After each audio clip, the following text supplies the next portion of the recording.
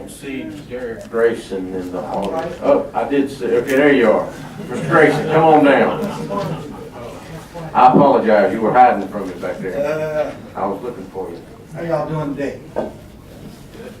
Good. I'm going to read mine, and I'm sure I can read this in less than 3 minutes. My name is Derrick Grayson. A little background. For the better of 30 years, I've worked as a programmer for the bail bond industry and the Fulton County Jail.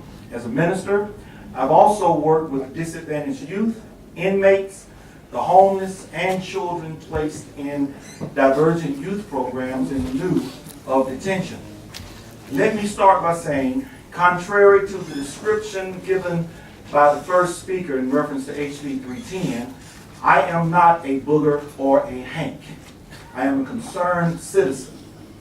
I have HB310 summarized into 9 points. Among those, they include the expansion of the governor's direct purview over our criminal justice system. However, for the sake of time, I'll only read one. It bestows judicial authority on the Department of Community Supervision to handle cases and situations in hearings that would normally be handled by judges in trials, and that can be found on page 19, lines 616 through 640.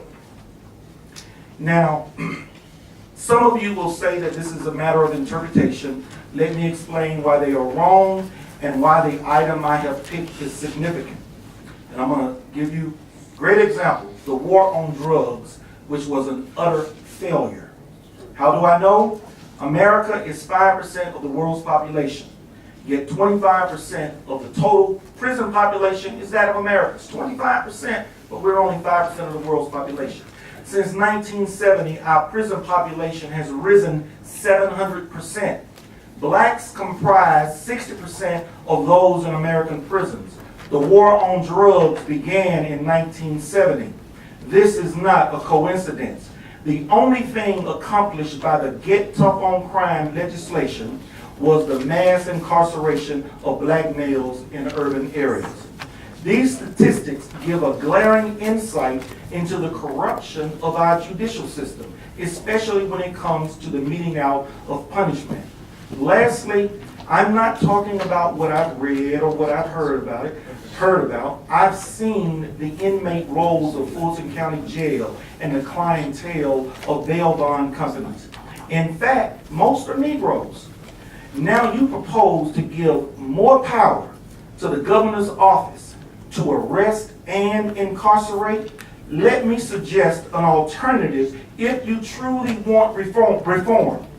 Why not the decriminalization of drug possession and no jail time for drug users? Instead, offer them rehabilitation. Additionally, you can change the name of our prison system back to the Department of Rehabilitation instead of the Department of Corrections.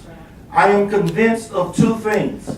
This legislation is not a new trap for black folk to try and get them caught up into the never-ending cycle of recidivism. This is legislation that will now not only impact blacks in this country, but everybody, and that includes white Americans as well. If you really want change what the system is doing now. Don't feed it more power, because you're only hurting the people you're supposed to be serving. Thank you very much. Thank you, Mr. Grayson. Any questions from the committee? Thank you very much.